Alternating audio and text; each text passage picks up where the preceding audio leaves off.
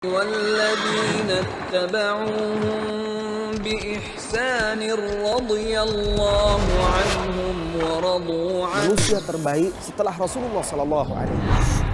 Assalamualaikum warahmatullahi wabarakatuh. Alhamdulillahi wassalatu wassalamu ala rasulillahi wa ba'd. Saudara-saudari kaum muslimin dan muslimat, kita kembali lagi bersama kisah-kisah sahabat Nabi Sallallahu Alaihi Wasallam wa radhiyallahu anis sahabah. Dan kita masih bersama kisah sahabat Abdullah bin Unais al-Juhani radhiyallahu anhu, salah seorang anggota pasukan khusus yang dipilih oleh Rasulullah Sallallahu Alaihi Wasallam. Tatkala Rasulullah Sallallahu Alaihi Wasallam hijrah ke kota Madinah, lalu disambut dengan penuh gembira, bangga, dan rasa syukur kaum muslimin di kota Madinah. Sejak itu, orang-orang Yahudi yang ada di sana tidak pernah berhenti untuk membenci Islam dan kaum muslimin. Mereka selalu berusaha menancapkan taring-taring mereka. Bahkan beberapa kali mereka berusaha untuk membunuh Rasulullah Sallallahu Alaihi Wasallam. Dan di antara tokoh Yahudi yang sangat membenci Rasulullah Sallallahu Alaihi Wasallam serta kaum muslimin, yaitu raja Yahudi yang bernama Abu Rafi' Salam bin Abi al-Huqaiq. Abu Rafi' Salam bin Abi al-Huqaiq, saudara Bani Nadir. Dia ini, Abu Rafi' Salam bin Abi al-Huqaiq ini, yang sering menghasut orang-orang musyrikin untuk memerangi Rasulullah Sallallahu Alaihi Wasallam dan kaum muslimin. Dialah yang mengajak orang-orang musyrikin untuk bersekutu, suku-suku qabail Arab, suku-suku Arab yang masih musyrik ketika itu, untuk bersekutu dengan Yahudi dalam rangka memerangi Rasulullah Sallallahu Alaihi Wasallam dan kaum muslimin. Rasulullah Sallallahu Alaihi Wasallam melihat atau memandang Abu Rafi' ini sudah pantas untuk dihukum mati, karena sudah sering dia mengganggu, membuat keonaran, memerangi kaum muslimin, bahkan berusaha membunuh Rasulullah Sallallahu Alaihi Wasallam. Maka Rasulullah Sallallahu Alaihi Wasallam menunjuk beberapa orang sahabat untuk ditugaskan menjalankan misi menghukum mati tokoh Yahudi yang membenci, memerangi, dan berusaha membunuh Rasulullah Sallallahu Alaihi Wasallam ini. Dan di antara pasukan ini, di antara sahabat-sahabat yang terpilih ini, ada sahabat Abdullah bin Unais al-Juhani radhiyallahu anhu. Maka berangkatlah pasukan berani mati ini untuk menjalankan tugasnya di suatu malam di pertengahan Jumadil Akhirah, tahun ke-6 dari hijrahnya Rasulullah Sallallahu Alaihi Wasallam. Raja Yahudi Abu Rafi' ini berada di Khaybar yang jaraknya lumayan jauh dari kota Madinah ketika itu. Maka mereka pun berjalan di malam hari. Siang harinya mereka bersembunyi. Untuk apa? Untuk merahasiakan tugas ini agar jangan sampai ada orang-orang yang mengetahuinya, sehingga misi ini pun tercium oleh musuh. Malam hari mereka berjalan, mengendap-endap, kemudian siang hari mereka bersembunyi. Sampai akhirnya mereka tiba di dekat benteng Khaybar, tempat Abu Rafi' Salam bin Abi al-Huqaiq ini. Lalu mereka menunggu sampai malam larut. Kondisi sudah sunyi dan sepi. Kemudian berhasillah para sahabat ini masuk ke dalam benteng Yahudi tersebut tanpa diketahui oleh seorang pun.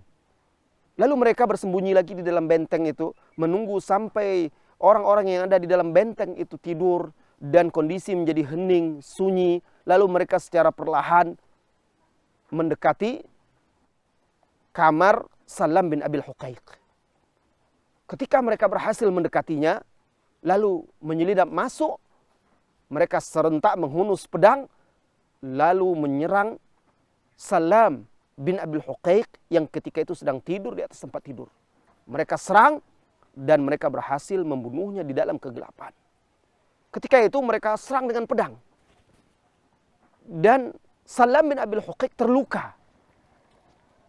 Terluka, hanya saja saat itu Salam bin Abil Huqaiq belum mati.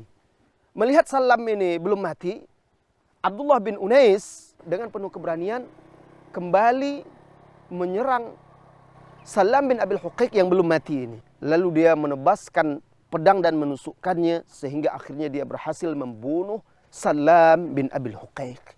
Setelah itu istri dari Ibnu Abil Huqaiq ini berteriak mengetahui peristiwa tersebut, sehingga penghuni benteng itu terbangun dan segera menuju asal suara ke rumah Ibnu Abil Huqaiq ini. Maka bergegaslah para mujahid ini, pasukan khusus yang dikirim oleh Rasulullah SAW ini bergegas turun dari benteng itu, sehingga seorang sahabat yang bernama Ibnu Atik akhirnya tergelincir, jatuh, lalu kakinya patah, sehingga dia digendong atau didukung di punggung oleh sahabat Abdullah bin Unais dan mereka keluar dari benteng tersebut. Setelah sampai di luar, Abdullah bin Unais merasa busur panahnya ketinggalan di dalam benteng karena tidak ada bersamanya. Maka dia meninggalkan teman-temannya dan dia kembali lagi masuk ke dalam benteng secara diam-diam, lalu dia berpura-pura menyamar. Berpura-pura menyamar bersama orang-orang itu, berpura-pura ikut mencari siapa pembunuh itu. Jadi dia bersandiwara, masuk lagi ke benteng itu, berpura-pura siapa gerangan pelakunya. Dia bersama-sama dengan orang yang lainnya berbaur dengan penghuni benteng itu, mencari pelaku pembunuhan tersebut. Sambil dia mencari busurnya. Ketika dia sudah dapatkan dan dia sudah temui, dia ambil busur tersebut, lalu dia segera keluar dari benteng, bergabung dengan teman-temannya, lalu mereka pulang kembali ke kota Madinah dengan selamat. Sampailah mereka ke kota Madinah. Lalu mereka menemui Rasulullah SAW. Tatkala Rasulullah SAW melihat mereka, Rasulullah SAW berkata, "Aflahatil wujuh." Orang-orang ini telah berhasil, telah beruntung. Kemudian sahabat semuanya duduk di sekeliling Rasulullah SAW dan Rasulullah SAW mendengar laporan dari mereka. Setiap orang anggota pasukan yang dikirim oleh Rasulullah SAW berkata, "Sayfi huwa alladhi qatalahu." Semuanya berkata, "Ya Rasulullah, pedangku yang berhasil membunuh orang Yahudi tersebut." Semuanya mengaku seperti itu. Kemudian Rasulullah SAW meminta mereka memperlihatkan pedang mereka masing-masing. Lalu Rasulullah SAW memperhatikan, mengamati pedang itu. Kemudian Rasulullah berkata, "La sayfu Abdullah ibni Unais huwa alladhi qatalahu." Sungguh yang membunuh orang Yahudi itu, Abi Rafi, Salam bin Abil Huqaiq, yang telah berhasil membunuhnya adalah pedang Abdullah bin Unais al-Juhani. Apa kata Rasulullah SAW? "Ara fihi athrat ta'am." Aku melihat bekas-bekas tikamannya atau tusukannya di mata pedangnya tersebut. Nah, sahabat-sahabat ini berhasil menunaikan tugas yang Rasulullah SAW membebankan kepada mereka. Kemudian setelah kejadian itu, orang-orang Yahudi berkumpul. Raja mereka telah mati. Lalu mereka akhirnya menunjuk raja baru, yaitu Al-Yusair bin Rozam. Nah, Yusair bin Rozam ini juga terkenal seorang yang licik, penuh tipu muslihat dan tipu daya. Dan sama seperti raja sebelumnya, seperti Ibnu Abil Huqaiq, Yusair bin Rozam ini juga sangat membenci Rasulullah SAW, membenci kaum muslimin. Dan juga mereka, Yusair ini yang menghimpun suku-suku Arab untuk bersatu menyerang kaum muslimin di kota Madinah. Mengetahui hal tersebut, Rasulullah SAW bermusyawarah dengan sahabatnya agar memadamkan api kekuatan orang-orang Yahudi ini sebelum membesar dan membahayakan kaum muslimin. Maka ditunjuklah sekelompok sahabat yang dipimpin oleh Abdullah bin Rawaha radhiyallahu anhu, dan di antara mereka ada Abdullah bin Unais juga radhiyallahu anhu. Berangkatlah mereka ke Khaybar. Kemudian sampai di sana para sahabat ini bertemu dengan Al-Yusair bin Razam. Lalu para sahabat menyampaikan bahwa Rasulullah SAW mengundang mereka, orang-orang Yahudi ini, untuk bermusyawarah, untuk membuat kesepakatan dengan Rasulullah SAW, kesepakatan damai. Lalu akhirnya Yusair ini memilih beberapa orang pemuda Yahudi untuk pergi bersama kaum muslimin menuju kota Madinah untuk bertemu Rasulullah SAW. Dan Al-Yusair ini nampak kelicikannya. Dia memerintahkan setiap pemuda Yahudi yang dia tunjuk itu berboncengan di belakang kuda pasukan kaum muslimin. Jadi setiap mereka tidak bawa kuda, mereka sengaja diboncengkan. Duduk di belakang setiap orang sahabat yang naik kuda. Tujuannya apa? Mereka ingin membunuh para sahabat ini. Berangkatlah pulang. Para sahabat membawa pemuda-pemuda Yahudi itu di belakang mereka. Kemudian di tengah jalan, mereka pun mulai berniat mencelakai pasukan kaum muslimin. Nah, salah seorang dari mereka itu berniat membunuh Abdullah bin Unais. Jadi salah seorang yang dibonceng oleh Abdullah bin Unais, di belakangnya menaiki kuda, berniat membunuh Abdullah bin Unais. Kemudian yang lain-lainnya membunuh sahabat-sahabat yang lainnya. Tetapi sahabat Abdullah bin Unais ini sudah berfirasat. Dia sudah mencurigai tindak tanduk, gerak-gerik orang Yahudi ini. Maka ketika orang Yahudi ini bersiap-siap mencabut pedangnya, maka dengan secepat kilat Abdullah bin Unais mencabut pedangnya pula, lalu segera menyerang orang Yahudi ini. Sehingga dia akhirnya berhasil membunuh orang Yahudi ini. Tetapi sebelum berhasil dia membunuh orang Yahudi ini, sebelum orang Yahudi ini mati, dia sempat berteriak, "Ya litharatil Yahud!" Berteriak untuk mengingatkan kawan-kawannya membalas dendam orang Yahudi terhadap kaum muslimin. Namun sahabat-sahabat yang lainnya pun sudah siaga. Mereka segera menghunus pedang mereka, terjadilah pertempuran dan peperangan sampai akhirnya mereka berhasil membunuh orang-orang Yahudi itu kecuali satu orang. Yang satu orang ini berhasil lolos dan lari dari kaum muslimin kembali ke benteng Khaybar. Adapun para sahabat akhirnya mereka kembali ke Madinah dengan selamat, lalu menceritakan kelicikan orang-orang Yahudi ini kepada Rasulullah SAW, dan juga mereka menceritakan bagaimana akibat kelicikan mereka sendiri, mereka akhirnya berhasil dibunuh oleh para sahabat. Ini mengingatkan kita kepada firman Allah Subhanahu wa taala di surah Al-Ahzab tentang sahabat-sahabat yang gagah berani ini. Al-Ahzab ayat 23. Allah Subhanahu wa taala berfirman, "Minal mu'minina rijalun shadaqu ma ahadullaha alaihi, faminhum man qada nahbahu wa minhum man yantazir wa ma baddalu tabdila."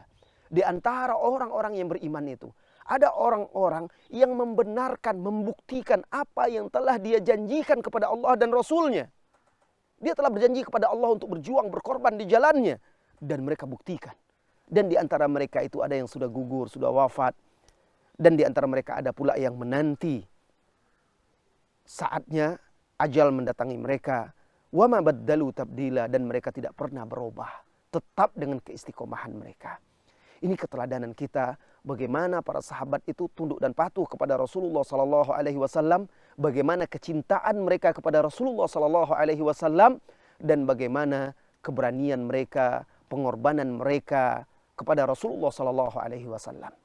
Di sini juga kita bisa mengambil pelajaran. Rasulullah SAW sebagai seorang pemimpin besar kaum muslimin, pemimpin negara ketika itu, beliau selalu berusaha menjaga stabilitas dan keamanan kaum muslimin.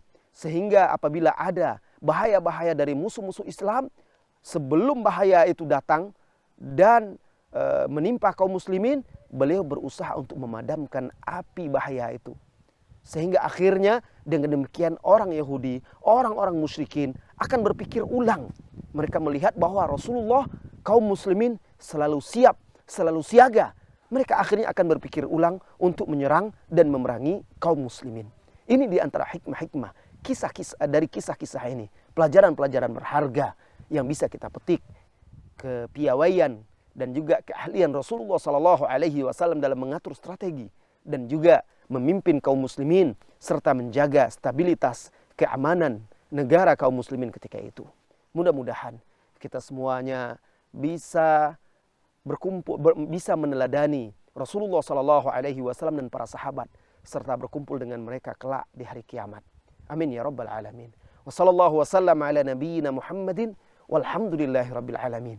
Assalamualaikum warahmatullahi wabarakatuh.